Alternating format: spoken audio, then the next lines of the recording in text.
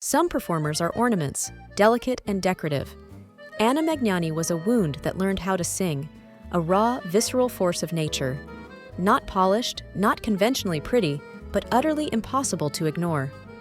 She arrived in film as if she'd been swallowed by the very cobblestones of Rome, then given back to us, whole with its grief, its laughter, and its indomitable spirit. Today, we embark on a passionate journey, a deep dive into the ruin, the rage, the tenderness, and the roar that made her one of cinema's most unforgettable presences, a true icon for film students, cinema lovers, and anyone captivated by the fierce heart of Italian culture. Her story is not just a biography, it's a testament to resilience, a masterclass in turning life's sharpest edges into art. Magnani didn't just act, she inhabited, she bled, she breathed the very essence of her characters, leaving an indelible mark on every frame. This is a celebration of an artist whose authenticity remains a beacon. Born in Rome, affectionately nicknamed Nanarella, her early life was marked by profound absences. A mother who left, a father she never met. These voids shaped a fierce independence within her. She famously said she wasn't born an actress, but rather decided to become one between one tear too many and one caress too few. That decision wasn't a gentle inclination. It hardened into an armor, an instrument forged in the crucible of necessity. This armor allowed her to confront the world head-on, transforming personal pain into a powerful, expressive force. Her early years were a relentless pursuit of self-definition through performance. Imagine the raw, unforgiving world of early 20th century Italian theater, a place where survival depended on immediate connection. This was Magnani's training ground, a brutal, immediate, and utterly unglamorous arena that forced an actor to either survive or be consumed. It was here she honed her electrifying presence. She learned to command a stage with sheer will, to project emotion to the back row without artifice.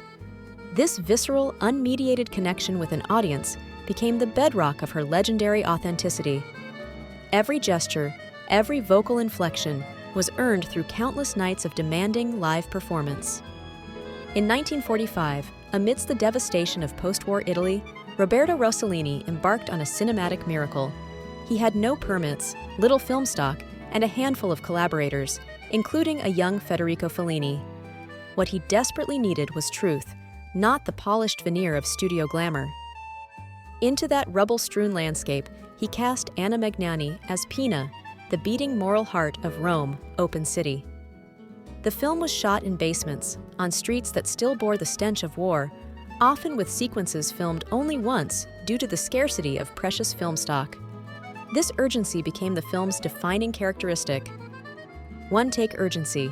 When Magnani's Pina chases the truck carrying her fiancé and is brutally shot, the scene's single-take nature amplifies its raw authenticity.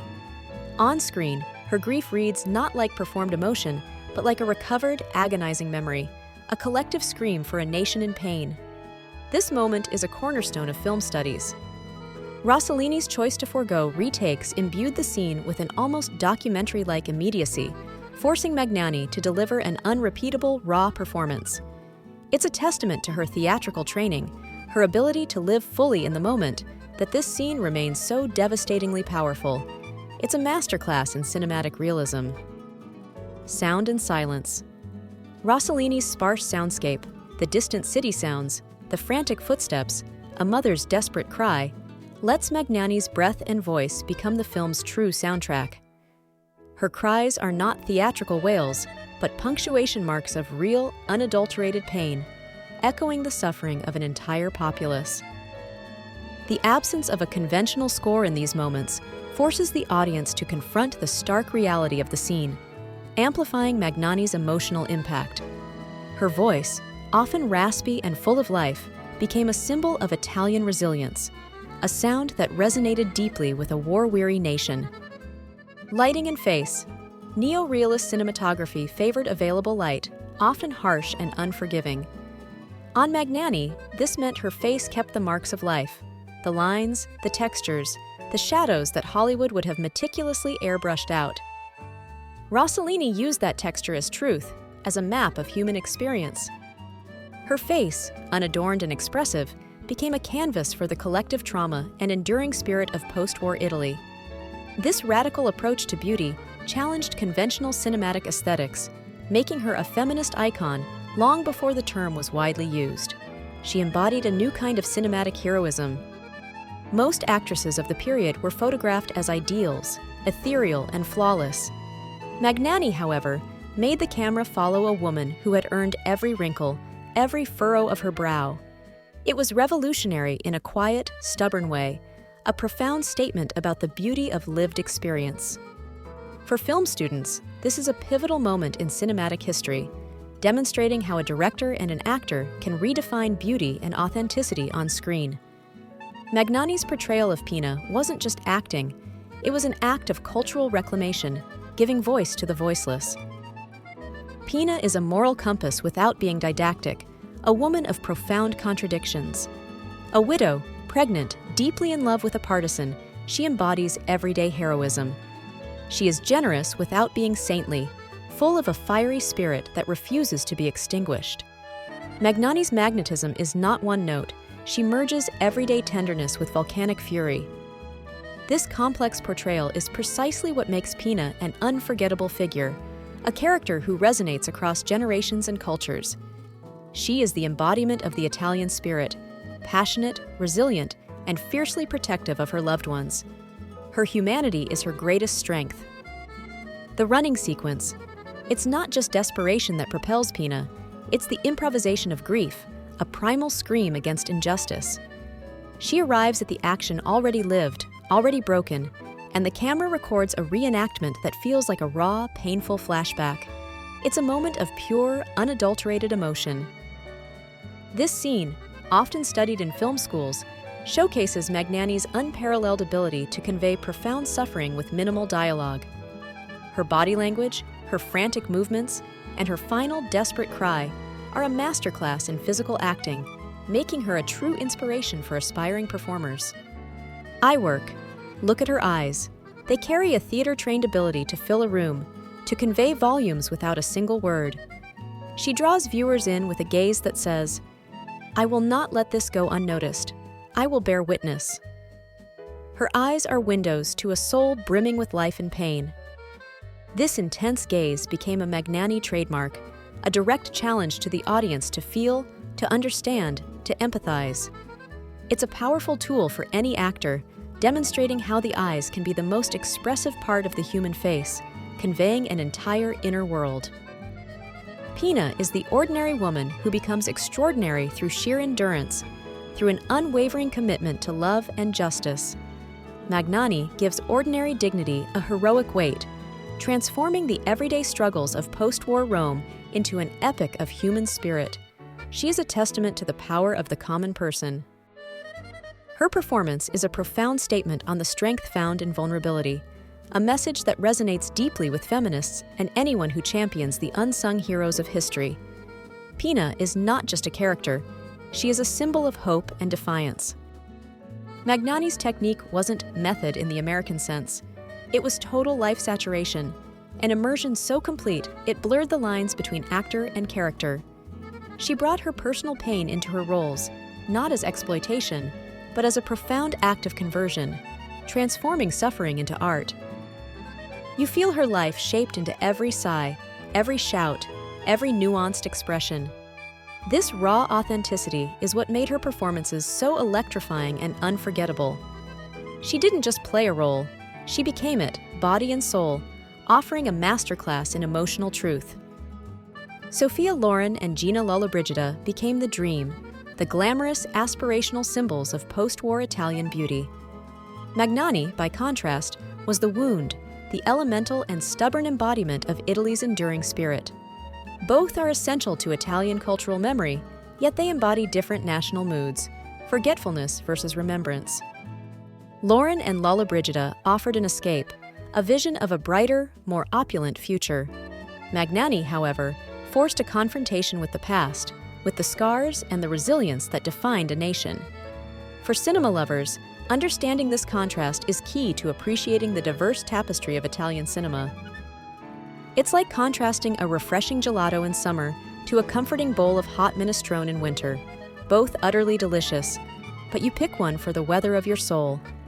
Magnani was the minestrone, hearty and deeply nourishing, a reflection of life's complex flavors.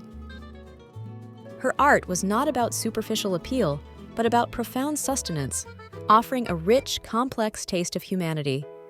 This analogy perfectly captures the essence of her unique appeal, making her a beloved figure for those who seek depth and authenticity in their cinematic experiences.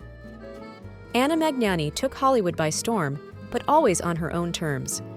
She earned the Academy Award for Best Actress for The Rose Tattoo in 1955, becoming the first Italian to achieve this prestigious honor. It was a monumental recognition of her unparalleled talent on a global stage. Marlon Brando, a titan of method acting himself, reportedly felt intimidated by her raw, untamed presence when they worked together in The Fugitive Kind. Tennessee Williams, captivated by her intensity, pleaded with her to come to Broadway. Yet, despite these accolades, she famously refused many American opportunities. Why refuse such glittering opportunities? Partly, it was preference, a deep-seated loyalty to her roots and her artistic integrity. But partly, it was protection. Magnani lived on her own terms, fiercely guarding her artistic freedom. American offers often required compromise, a softening of her edges, a conformity to studio demands. Magnani's language was authenticity, not image management. She understood that her power lay in her unvarnished truth, a quality she was unwilling to dilute for commercial gain. This steadfast commitment to her art makes her an inspirational figure for any artist navigating the pressures of the industry. Her Oscar was not a Hollywood trophy for glamour.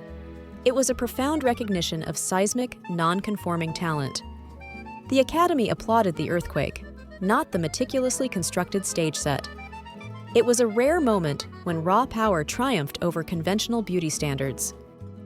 This victory was a triumph for realism, for the portrayal of complex, flawed women, and for the idea that true beauty lies in character and emotional depth.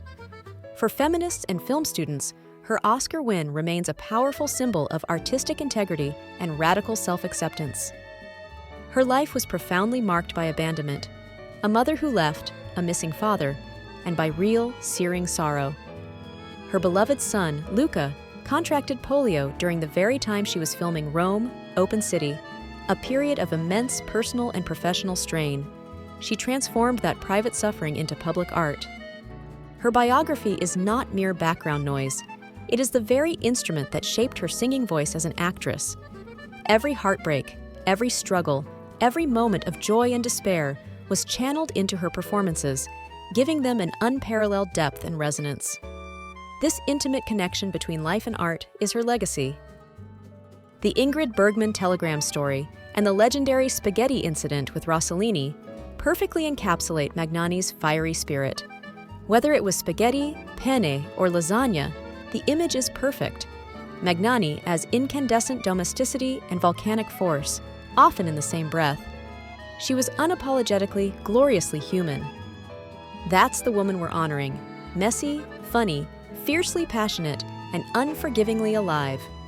This anecdote, while perhaps apocryphal in its details, speaks volumes about her larger-than-life personality and her refusal to be anything less than her authentic self, even in her most intimate relationships. There is a tenderness in her cruelty and a cruelty in her tenderness. These are not opposites for Magnani. They are intertwined, inseparable elements of her complex grammar of emotion. She understood that life itself is a tapestry woven with both light and shadow, and she embraced every thread. This nuanced understanding of human nature allowed her to portray characters with incredible depth, making her performances resonate with a profound sense of truth. For biographers, this duality is key to understanding the multifaceted woman behind the legend. Magnani fundamentally challenged the prevailing idea that actresses must be erased into perpetual youth and conventional beauty. She famously declared that the camera shouldn't hide her wrinkles. They took her a lifetime to make, and each one told a story. This statement resonates powerfully even now. In an era obsessed with curated lives and airbrushed perfection, Magnani's fearless display of the unvarnished self is nothing short of revolutionary. She made visible what history had often rendered invisible. women's labor, their grief, their resilience, and their unyielding strength. She reframed beauty as something earned through experience, not merely given by genetics or youth. For generations of actresses, and indeed for all women, that is a radical and empowering inheritance. She taught us that authenticity is the most captivating form of beauty. Her legacy continues to inspire, reminding us that true power lies in embracing our whole selves, imperfections, and all.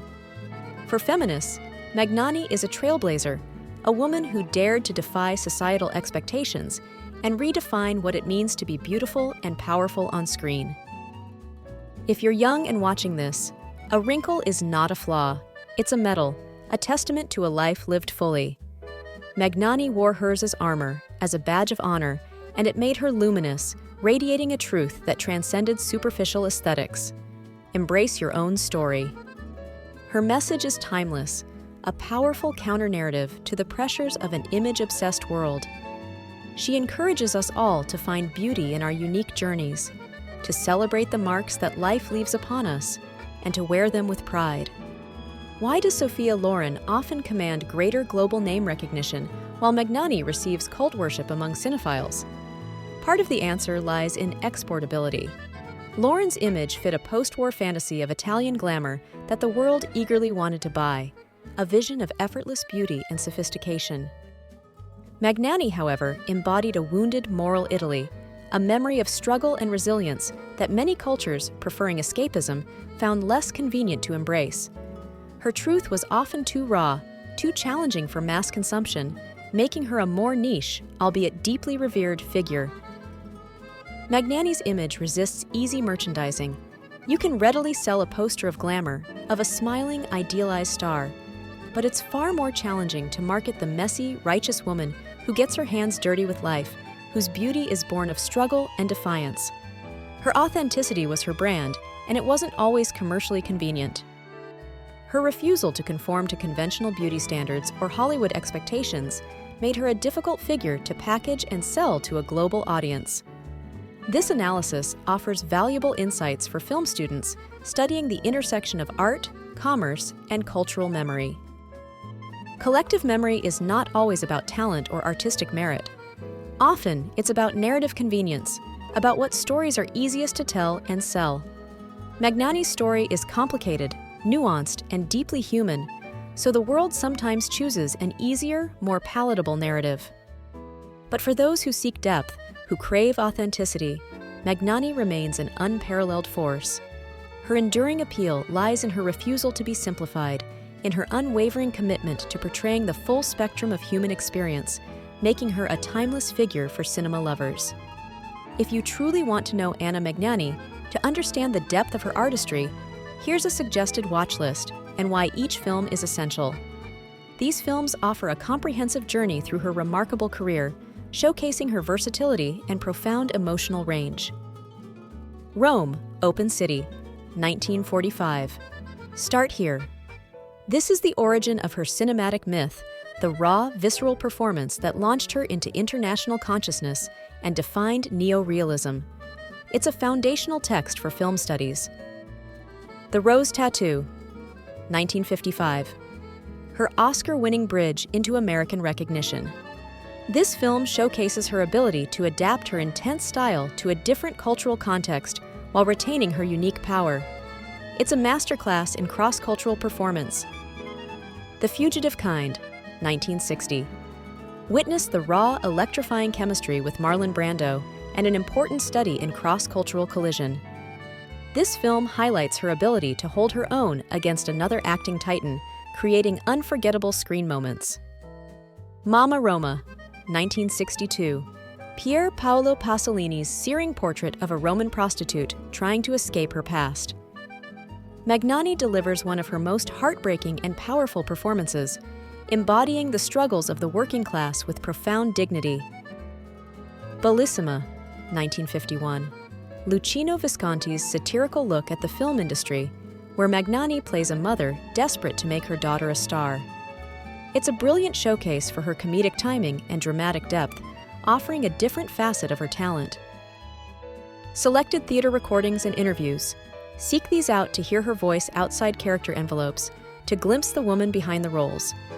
Her interviews are as captivating as her performances, revealing her sharp wit and profound intelligence.